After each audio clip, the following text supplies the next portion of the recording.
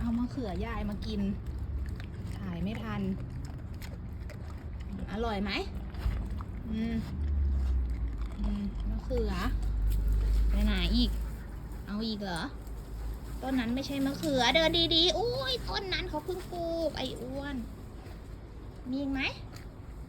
นู่นแต่ข้างล่างนะข้างล่างเห็นไหม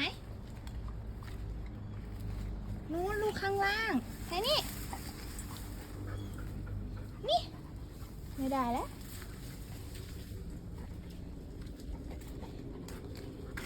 ออกมามันยังลกอยู่เร็วๆ